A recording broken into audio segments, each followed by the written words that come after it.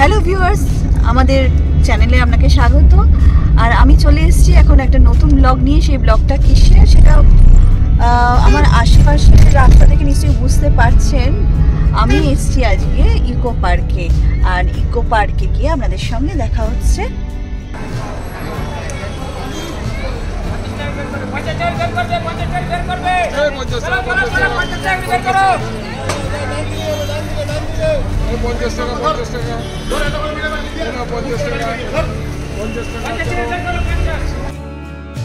Eco পার্কে 4 wheeler parking ফি 50 টাকা, 2 wheeler parking ফি 20 টাকা, বাস অথবা মিনি বাসের পার্কিং ফি 100 টাকা। চলে এসেছি ইকো পার্কে। আর শীতের দুপুরে শীতের আমেজে ইকো পার্ক একদম জমজমাট। অ্যাপ ডাউনলোড করে আপনার লাইভ এরিয়া এবং যাত্রী পার্কিং অ্যাপের সহজে আপনার পার্কের ডাউনলোড করুন। ইকো পার্ক 4 নম্বর গেটে আমরা চলে এসেছি। অনলাইনে কাটুন যাত্রী সাথী অ্যাপের মাধ্যমে কোনো এক্সট্রা সার্ভিস লাগবে না। আমাদেরকে লাইন দিতে হবে। যাব টিকিট কাউন্টারে। অনলাইনে কাটুন যাত্রী সাথী অ্যাপে। চলে এসেছি টিকিট কাউন্টারের সামনে। ইকো পার্কের নিউ টাইমিং শুরু হয়েছে 1 নভেম্বর 2024 থেকে। Tuesday to Sunday 11 AM to 7:30 PM পর্যন্ত খোলা থাকছে ইকো পার্ক। আর এই ইকো পার্কে এন্ট্রি ফি হলো 30 রুপিস পার হেড। এই নিয়ম চালু থাকবে ফেব্রুয়ারি 28, 2025। মানডে বন্ধ থাকে ইকো পার্ক। দেখুন কত ভিড় হয়েছে।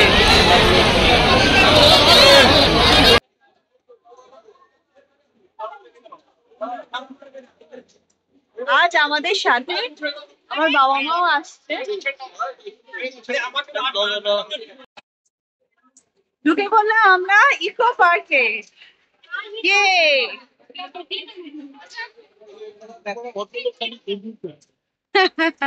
দেখুন আমার পেছনে আছে গেম জোন, আর অনেক নতুন ভাবে তৈরি হয়ে গেছে। আর পেছনে দেখেছেন কি মানুষ আসছে পিলপিল পিলপিল করে। আমরা ঢুকে 4 নম্বর গেট দিয়ে, আর আমরা বেরোবো 4 নম্বর গেট, কারণ আমাদের গাড়ি এখানে আছে। আর আমরা ঢুকে যতটা সম্ভব আমরা ইকো পার্কটা আপনাদের পুরোটাই দেখানোর চেষ্টা করব।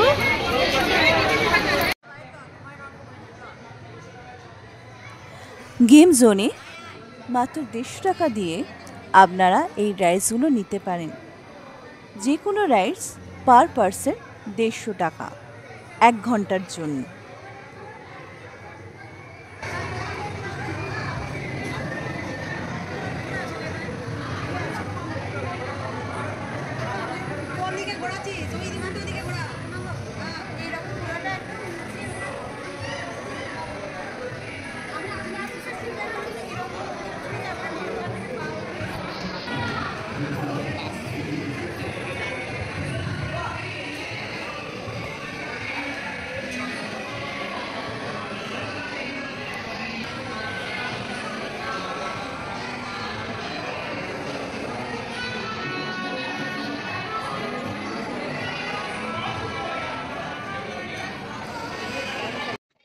সেভেন ওয়ান্ডার্সে ঢোকার জন্য দেখুন লম্বা লাইন পড়ে গেছে।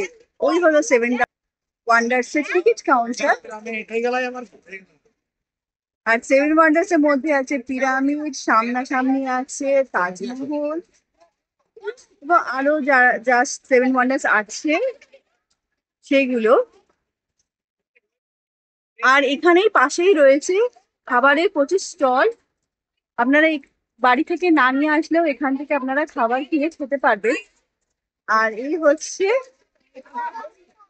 মেন হচ্ছে ইকো পার্ক। ইকো পার্কের দৃশ্যটা দেখেছেন দারুণ।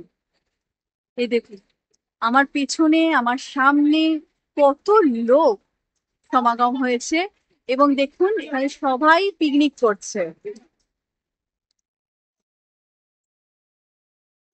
এখানে একটা জিনিস অসুবিধা যে রান্না করে খাওয়া যাবে না, কিন্তু এখানে এত নিট এন্ড ক্লিন পরিবেশ যে এখানে রান্না করে এনে খাওয়া যায়, এবং এখানে প্রচুর দোকানও আছে, স্টল বসেছে, যার জন্য সবাই আপনারা রান্না করে না আনলেও খেতে পারবেন। এখানে ঘোরার জায়গা অনেক।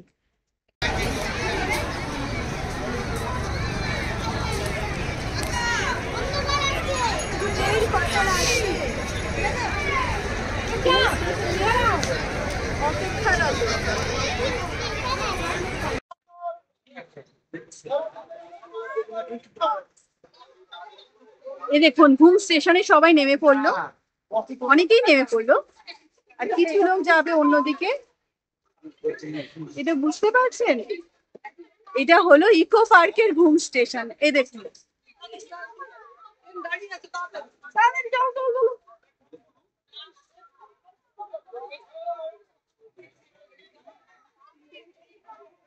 দার্জিলিং এর টয় ট্রেন চেনার অভিজ্ঞতা আমার এখনো হয়নি, কিন্তু ইচ্ছা আছে এই ট্রেন চড়ার, দেখা যাক হয় কিনা।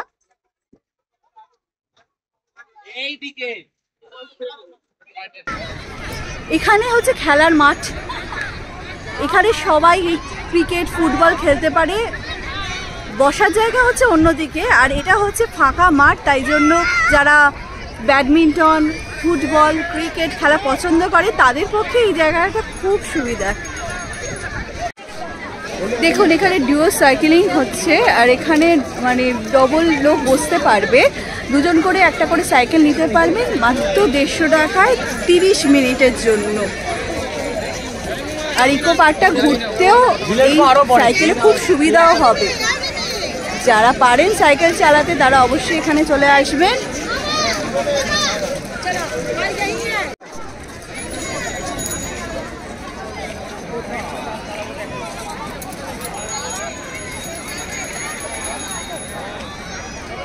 এ দেখুন অনেকেই চালাচ্ছে, আর আমরা চলে এসেছি মার্কস গার্ডেনের দিকে। তো আপনারা দেখতে থাকুন মার্কস গার্ডেন। ইকো পার্কের নতুন সংযোজন হচ্ছে মার্কস গার্ডেন। এই দেখুন, আর এত পরিষ্কার পরিচ্ছন্ন, তাই জন্য ইকো পার্ক আমার অনেকবারই আসা হয়ে গেছে, তবু আমি এই জায়গাটা আসতে খুব পছন্দ করি। আর এই নতুন সংযোজনটা দেখতে পাচ্ছেন, এই দেখুন পুরুলিয়া ছৌ আছে, তারপরে এমনি মার্কস আছে। আপনারা অনেক এনজয় করবেন এই জায়গাটা, আপনাদের সারা দিন খুব ভালোভাবে কাটবে। এটা একদিনে ঘুরে শেষ করা খুব ডিফিকাল্ট ব্যাপার। রয়েছে চিলড্রেন্স পার্ক, এখানে সব স্লিপ কাটছে। টয় ট্রেন, দার্জিলিংয়ে যেমন টয় ট্রেন বিখ্যাত, সেই টয় ট্রেনেরই একটা রেপ্লিকা এখানে রয়েছে। আর দেখুন এটি একটু দুর্গা ঠাকুরের মূর্তি, কোনো পুজো মণ্ডপ থেকে এখানে নিয়ে আসা হয়েছে। এখানে এই সব সুন্দর সুন্দর মূর্তিকে সংরক্ষণ হিসাবে রাখা হয়।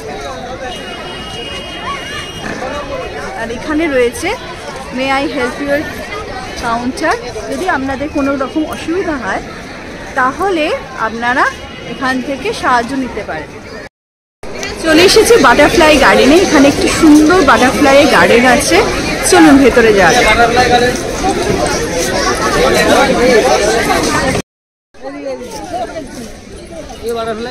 ওই যে এন্ট্রি হচ্ছে ওখানে লেখা রয়েছে বাটারফ্লাই গার্ডেনে আমরা এন্ট্রি করছি। এই দেখুন এই ফুলগুলো কি সুন্দর, আমার খুব ভালো লাগে।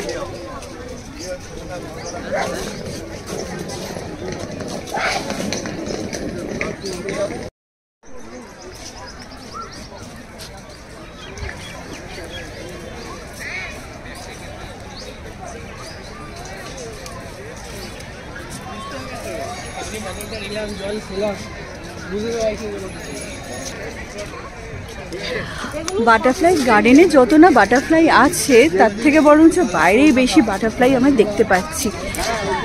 বাটারফ্লাই গার্ডেনে যেহেতু ফটো তোলা নিষেধ, তাই আমি ভিডিও করতে পারিনি, তাই আমি বাইরে চলে এলাম। আপনারা আসবেন, দেখবেন। এখানে রয়েছে বিভিন্ন ছোট ছোট গাছের সমারোহ।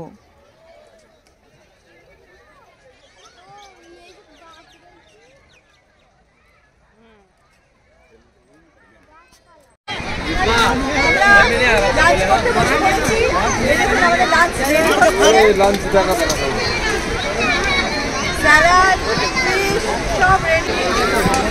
আজকের মেনু হলো ভাত, ফুলকপি, আলু বেগুনি মাছি তরকারি, আর চিংড়ি মাছের মালাইকারি, আর এগ কারি আর স্যালাড। এটাই আমাদের মেনু।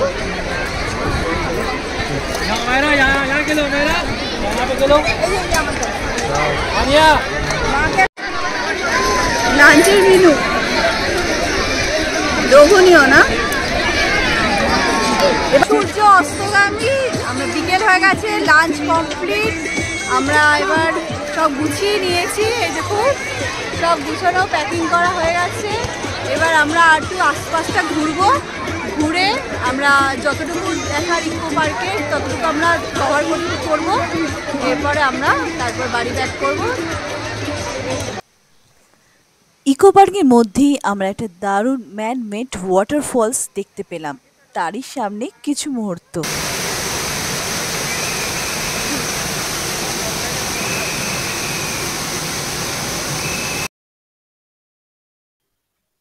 ইকো পার্কে রয়েছে বিশ্বের 7টি আশ্চর্যের নিজস্ব ক্ষুদ্র সৃষ্টি।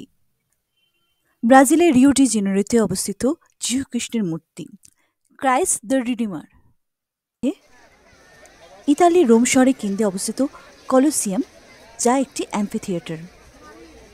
এছাড়া রয়েছে মোয়াই মূর্তি, যেটি পূর্ব পলিনেশিয়ান ইস্টার দ্বীপে অবস্থিত, জর্ডানের পেট্রা, ভারতের তাজমহল, গিজার গেট পিরামিড এবং শেষ হল চীনের মহাপ্রাচীর।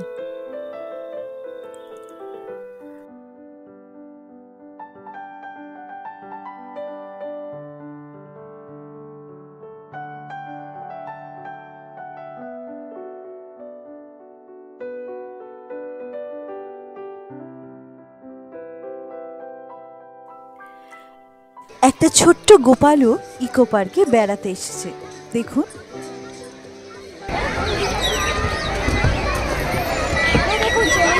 আরেকটা চিলড্রেন্স প্লেগ্রাউন্ডে বাচ্চারা কত সুন্দরভাবে খেলছে। ইকো পার্কে প্রাকৃতিক সৌন্দর্য অপার, এ নিয়ে কোনো দ্বিমত নেই, কিন্তু এখানে একটি সমস্যা রয়েছে যেটার কথা না বলে পারছি না। এখানে পানীয় জলের সমস্যা যেমন রয়েছে, তেমনি রয়েছে এমনি জলের সমস্যা। মানে আমরা খেয়ে যে হাত ধোবো, সে হাত ধোবার জলটুকু আমরা পাচ্ছি না। টয়লেটে যাচ্ছি, সেখানেও বিশাল লাইন, পর্যাপ্ত পরিমাণ টয়লেট তো নেই। আর হাত ধোবার জন্য যদি টয়লেটে যেতে হয়, সেটা পয়সা দিয়ে ছাড়া ওখানে ঢুকতেও দিচ্ছে না। শুধুমাত্র হাত ধোয়ার জন্য পয়সা দিয়ে যাওয়া, এটা একটা অস্বাভাবিক ব্যাপার লেগেছে।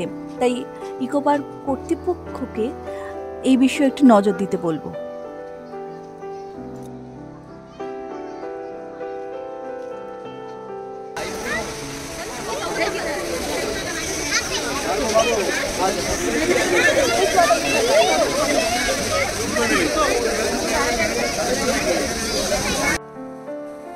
এখানে বোটিংয়ের ব্যবস্থাও আছে, পার হেড 50 টাকা করে বোটিংয়ে নেওয়া হচ্ছে।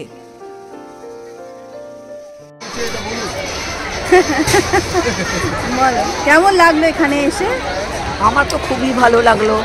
আমি এই প্রথম ইকো পার্ক দেখলাম, কারণ আমার পায়ের যা অবস্থা, আমার ঘুরে ঘুরে দাও দেখার মেয়ে নিয়ে এলো। তাই আমি সকলকেই বলবো, যত কষ্টই হোক একবার ঘুরে ইকো পার্কটার যে প্রাকৃতিক সৌন্দর্য আছে আর যা যা ওখানে জিনিস দেখার আছে, সেগুলো যেন দেখে আসে। অনেক বড় এলাকা নিয়ে এই ইকো পার্কটা তৈরি হয়েছে, তার অনেকগুলোই গেট, 1 নম্বর, 2 নম্বর, 3 নম্বর, 4 নম্বর, 5 নম্বর, 6 নম্বর আছে। 6 নম্বরও আছে। সেটা তো একদিনে সম্ভবপর নয়। আপনারা মাঝে যখন সময় পাবেন তখন একটু ঘুরে আমার ভালো লাগলো। ছোটো বাচ্চাদের নিয়ে হ্যাঁ কি বলছো? বলছি ছোটো ছোটো বাচ্চাদের নিয়ে আসবেন, খোলামেলা জায়গায় দৌড়াদৌড়ি করবে, ঘোরাঘুরি করবে, হ্যাঁ তাদের খুবই ভালো লাগবে। ভাস্কর্যের বাংলার ইতিহাস এটা হলো গেট। এখানে আমরা ভারতের ইতিহাসের গুরুত্বপূর্ণ যারা মনীষী ঘটনা এগুলোই স্থাপত্য এবং ভাস্কর্যের মাধ্যমে ফুটিয়ে তোলা হয়েছে।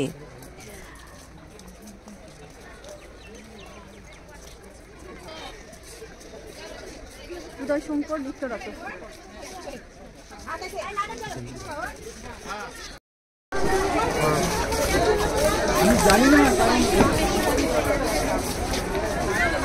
স্কাল্পচার গার্নি,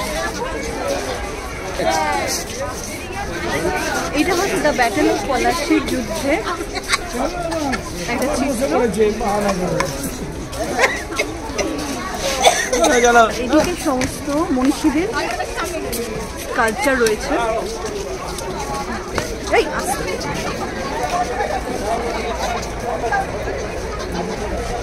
আমাদের পুরাতন বাংলার ইতিহাসে যারা প্রসিদ্ধ বা যে জিনিস প্রসিদ্ধ সেগুলি এখানে বলতে আছে।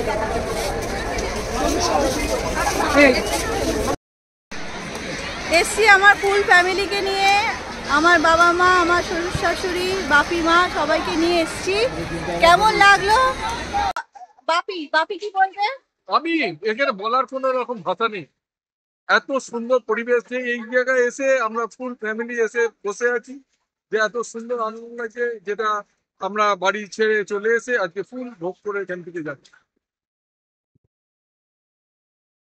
মা তো এনজয় করছে বসে, আর আমার হাবিও আমার সঙ্গে ঘোরাঘুরি করছে ঘুরে ঘুরে। না তুমি কিছু বলো, তুমি তো কিছু বলো না, চুপচাপ থাকো। খুব ভালো জায়গা, নিট অ্যান্ড ক্লিন। আজকে তো প্রচুর লোক নোংরা হবে, এছাড়া এখন আমরা অনেক জায়গায় যাবো, ঘুরবো। শুনে নিচ্ছি সবাইকার বক্তব্য, এবার আমরা আমাদের ফ্যামিলি টাইম এনজয় করছি।